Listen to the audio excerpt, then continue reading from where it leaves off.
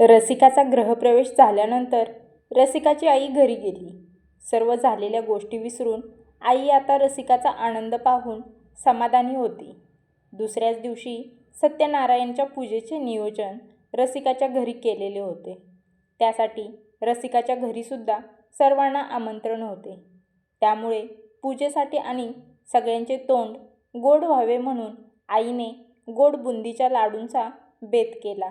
घरी आल्याबरोबर आईने सुनेला मदतीला घेऊन बुंदीचे लाडू केले. दुसऱ्याच दिवशी रसिकाच्या घरी जायचे म्हणून सर्व तयारी अगोदरच केली. उद्या कोणती साडी घालायची हे सुद्धा त्यांनी आदल्या दिवशीच ठरवून ठेवले होते. दुसऱ्या दिवशी लवकर उठून रसिकाच्या घरी पूजेची तयारी सुरू झाली. सगळीकडे झेंडूच्या फुलांच्या माळा लावलेल्या होत्या. दारामध्ये भली मोठी रांगोळी काढलेली होती. किचनमध्ये पूजेच्या प्रसादाची तयारी सुरू होती. रसिका आणि तेजसच्या बहिणीची आता चांगलीच मैत्री झाली होती. नणंद भावजय कमी, पण त्या दोघी सख्या मैत्रिणीच वाटत होत्या. त्या दोघींनी किचनमध्ये सर्व काम आटोपले आणि पूजेच्या तयारीसाठी रसिका तिच्या रूममध्ये तयार व्हायला गेली. तिला तिची नणंद मदत करत होती. तेवढ्यात तेजस त्याची तयारी करण्यासाठी रूममध्ये आला. दादा आल्याचे दिसताच तेजसची बहीण तिथून लाजत निघून गेली. रसिकाची तयारी पूर्ण होतच आली होती. काही किरकोळ गोष्टी राहिल्या होत्या, ती त्या स्वतः करत होती. तेजसकडे बघितले आणि आरशासमोर ठेवलेला तो पांढऱ्या फुलांचा मोगऱ्याचा गजरा हातात घेतला. तिचीही इच्छा होती की नवऱ्याने त्याच्या हाताने केसांमध्ये तो गजरा लावावा, पण अजून ती तेजसला लाजत होती. त्यामुळे त्याला काहीच न बोलता तिने मन भरून त्या फुलांचा सुगंध तिने घेतला आणि स्वतःच्याच हाताने ती केसांमध्ये अडकवायला लागली. तेवढ्यात तेजस पुढे आला. रसिका, मी लावू? एवढेच शब्द त्याच्या तोंडातून आले आणि रसिका ते समजून गेली. लगेचच तेजसच्या हातात गजरा देत तिने त्याच्याकडे पाठ केली. तेजसने न बोलताही तिच्या मनातले ओळखले म्हणून ती खुश झाली. तेजसचे लक्ष रसिकाच्या त्या गोऱ्या गोऱ्या पाठीवर फिरत होते. केसांचा अंबाडा घातल्यामुळे तिची ती उघडी पाठ आणि त्यावर घातलेला तो मोठ्या गळ्यांचा ब्लाऊज फारच सुंदर दिसत होता. रसिकाची नजर मात्र त्याच्याकडेच होती. त्यामुळे त्याने जास्त वेळ न लावता लगेचच तो गजरा पिनच्या साह्याने तिच्या केसांमध्ये लावला आणि बाजूला झाला. रसिका आरशात बघून तिची राहिलेली आवराआवर करतच होती आणि तिच्याकडे तेजस एकटक पाहत होता.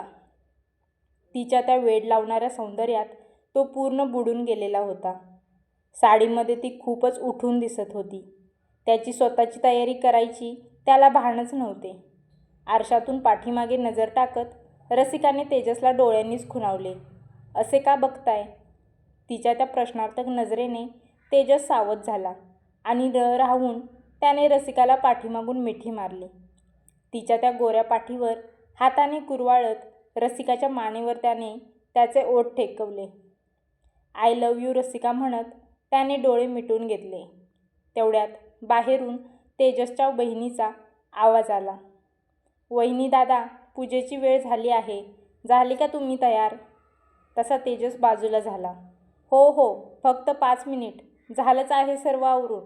तेजसने त्याचे कपाटातले कपडे हातात घेत रसिकाकडे बघून डोळा मारत बहिणीला खोटे बोलला. तेजसचे ते खोटे बोलणे ऐकून रसिका हसायला लागली. गडबडीने सर्व आवरायला सुरुवात केली.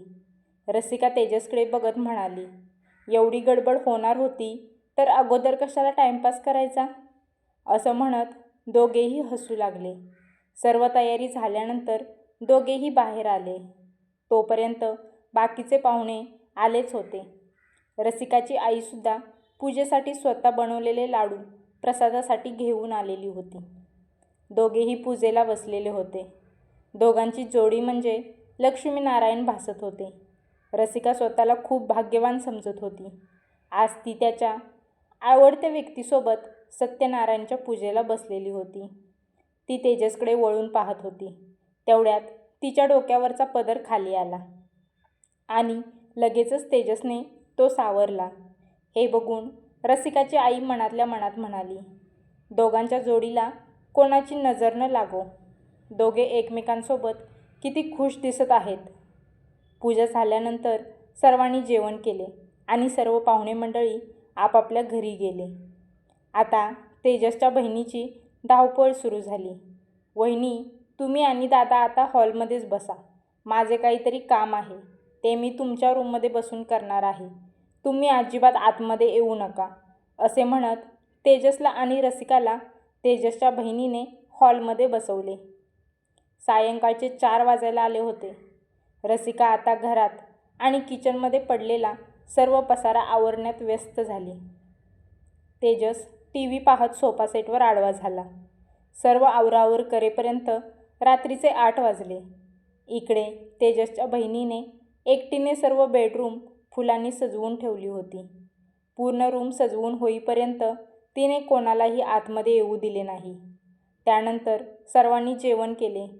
वहिनी, आज बाकी किचनमधील सर्व काम मी करते, असं सांगून तेजसच्या बहिणीने रसिकाच्या हातात एक दुधाने भरलेला ग्लास दिला आणि त्या दोघांना रूममध्ये जाण्यासाठी सांगितले. दुधाचा ग्लास बघून रसिका मनामध्ये समजूनच गेली होती. आता काय लाजायची गरज नाही सूनबाई. तुमचे लग्न झाले आहे. आज तुमची लग्नानंतरची पहिली रात्र आहे. तुम्ही ती मनसोक्त एन्जॉय करा, असे म्हणत सासूबाई हसू लागल्या. तेजस आणि रसिका दोघेही त्यांच्या रूममध्ये गेले आणि तेजसने दरवाजा बंद केला. सगळीकडे फुलांचा सुगंध दरवळत होता. काही गुलाबाची फुले, काही मोगऱ्याची फुले बेडवर टाकून बेड खूप छान पद्धतीने सजवलेला होता. तेजस फार आनंदात होता. रूममध्ये आल्याबरोबर त्याने रसिकाच्या हातातील दुधाचा ग्लास घेतला आणि तो बेडजवळ असलेल्या टेबलवर ठेवला आणि लगेचच रसिकाचा हात पकडत तिला स्वतःजवळ ओढले. तशी ती हात सोडवत तेजसला म्हणाली, अहो हे काय? तेजस काहीच न बोलता तिच्या त्या नाजूक डोळ्यांकडे आणि चेहऱ्याकडे तो पाहत होता. रसिका आता त्याच्या मिठीत होती. तेजसने दोन्ही हाताने रसिकाची कंबर पकडलेली होती. रसिका मात्र तिच्या शरीराला त्याचा स्पर्श नको म्हणून पाठीमागे स्वतःला ओढत होती. पण तिला मात्र त्याच्या मिठीतून निसटता येत नव्हते. अहो सोडा ना, असे म्हणत ती त्याच्यापासून लांब जाण्याचा प्रयत्न करत होती, कारण ती खूप लाजून गेली होती. तेजसच्या नजरेला नजर मिळवण्याची हिंमत तिच्याकडे नव्हती. तो मात्र तिचा लाजरा चेहरा पाहून तिची अजूनच जास्त मजा घेत होता. त्याचा काहीच प्रतिसाद नाही हे बघून तिने त्याच्या डोळ्यांमध्ये नजर वर करून पाहिले. तो मान तिरकी करून गालातल्या गालात हसू आवरत तिच्याकडे एकटक पाहत होता. जसे तिने तिचा चेहरा वर केला तसा तेजसने न राहून तिच्या कपाळावर ओठ टेकवले आणि डोळे मिटून घेतले. त्याची मिठी अजूनच जास्त घट्ट झाली आणि पुन्हा एकदा रसिका त्याच्या छातीवर येऊन धडकली. आता रसिकाला कळून चुकले होते, आपण तेजसच्या हातून निसटू शकत नाही, म्हणून ती गप्प राहून तेजसकडे पाहत होती. तेजसने आता त्याचा चेहरा तिच्या मानेवर वळवला. त्याचे ते गरम श्वास तिच्या मानेवर आणि पाठीवर जोरजोरात आदळत होते. रसिकाचे दोन्ही हात आता तेजसच्या मानेभोवती घट्ट झालेले होते. तिच्या शरीरातून एक वेगळीच भावना निर्माण झालेली होती. पूजेसाठी घातलेली साडी आणि तो केसांचा अंबाडा अजूनही तसाच होता. तेजसने एका हाताने तिच्या पोटाभोवती हाताचा विळखा घातला. तशी ती अजूनच तिचे अंग चोरायला लागली. तिच्या त्या केसातील गजऱ्याचा सुगंध तेजस अगदी मन भरून डोळे मिटून घेत होता. रसिकाला मात्र आता जास्त वेळ हे सहन होत नव्हते, कारण सकाळपासून ती त्या साडीमध्येच होती. साडीची जास्त सवय नसल्यामुळे ती फारच गोंधळून गेलेली होती आणि आता तेजसने तिला घट्ट पकडल्यामुळे ती एकदम बांधून ठेवल्यासारखी झाली होती. तिने तेजसला खूप रिक्वेस्ट केली, अहो सोडा ना, असे बोलत ती त्याच्यापासून लांब झाली. तेजसला रसिकाला अजिबात त्याच्या मिठीतून लांब जाऊ द्यायचे नव्हते, पण रसिका खूप अनकम्फर्टेबल होती. ती बाजूला झाली आणि स्वतःला एका विचित्र नजरेने आरशात पाहू लागली. साडीची पिन काढत ती स्वतःकडेच आरशात पाहत होती. तेजसचे मात्र तिच्यावर पूर्ण लक्ष होते.